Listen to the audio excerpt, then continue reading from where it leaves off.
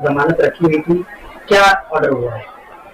जी, ये criminal bail application number 620/25 आज शफीक राणा की जो रखी हुई थी वो आज अपने न्यायाधीश श्री त्रिभुवन साहब ने रिजेक्ट किया हुआ है उनका जामीन का अर्जी। क्यों रिजेक्ट किया? देखिए, ये जो जामीन का अर्जी है ये दूसरा जामीन का अर्जी है। इसके अव्वल भी एक जामीन का अर्जी रखा गया था। उसके बाद में उन्होंने ये जो अभी का जो बेल एप्लीकेशन रिजेक्ट हुआ है वो मेडिकल ग्राउंड के ऊपर उनको जमानत मिले, उन्होंने वो बुनियाद के ऊपर रखा हुआ था।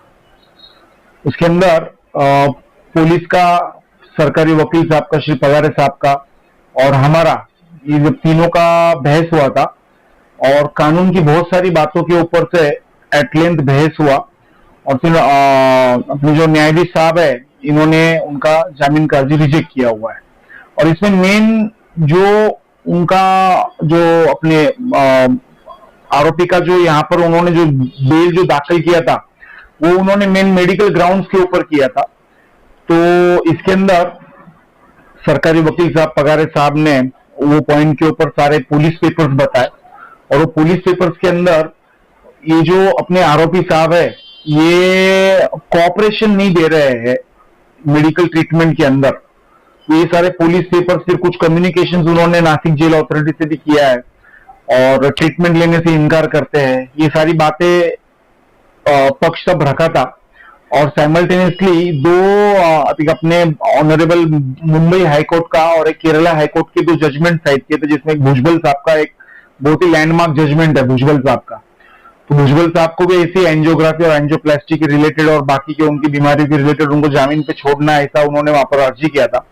तो वो सारे जजमेंट्स दाखिल किए थे और वो सारे जजमेंट्स कोर्ट ने पढ़ने के बाद में वही सारी बातें उन्होंने ऑर्डर के अंदर बहुत ही डिटेल में एक ऑर्डर किया हुआ है जज साहब ने।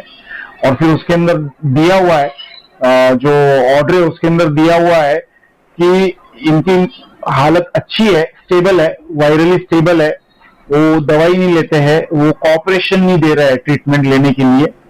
और पेपर जब देखे साहब ने तो उसमें दिखा हुआ भी है कि मेडिकल पेपर्स देखने के बाद में ऐसा दिखता है कि उनको डिस्चार्ज लेने बोल रहे थे लेकिन वो डिस्चार्ज भी नहीं ले रहे थे। फिर उसके बाद में ये सारी बातों के ऊपर से कोर्ट ने जो उनकी मेडिकल ग्राउंड के ऊपर का जो मेन ग्राउंड था उनका, तो वो रिजेक्ट किया है। वो कुछ मद्देनजर रखते और उनका वो ग्राउंड रिजेक्ट किया है। और बाकी ये दो बातें। डीएनए रिपोर्ट का क्या हुआ? डीएनए रिपोर्ट अभी आया नहीं है और इन्वेस्टिगेशन अभी चालू है, ऐसा कोर्ट का फाइंडिंग है सेशन जज का। और अगर इनको जामीन पे, जमानत पे रिहा किया तो जो इन्वेस्टिगेशन जो है वो हैम्पर हो जाएगा। ये फरियादी को प्रेशराइज करेंगे, विटनेसेस को फोड़ने की कोशिश करेंगे, ऐसा जज साहब ने, सेशन जज साहब ने उसके अंदर लिया हुआ है। और दूसरी महत्व की कानूनी बात क्या है कि उनका बेल एप्लीकेशन रिजेक्ट हुआ, अभी चार्जशीट दाखिल नहीं हुआ, तो अभी चेंज ही कुछ नहीं है ना। चेंज अगर कोई होगा तो फिर वो कोर्ट उसके ऊपर ये करेगी, गौर करेगी। अभी जब चार्जशीट दाखिल होगा तो चार्जशीट दाखिल हुए ना, पूरी सिचुएशन जो है पूरा ध्यान में आ जाता, क्या है क्या नहीं, पूरा उसके अंदर क्या उन्होंने ये किया है, क्या क्या उसके अंदर रिपोर्ट आया है, सब वो बातें आ जाती। तो ऐसे इसी वक्त फिर कि उस चार्जशीट आने के बाद में फिर वो ये रखे तो फिर बात अलग रहती है। उसके पहले ये जो एप्लीकेशन है वो प्री मैच्योर है।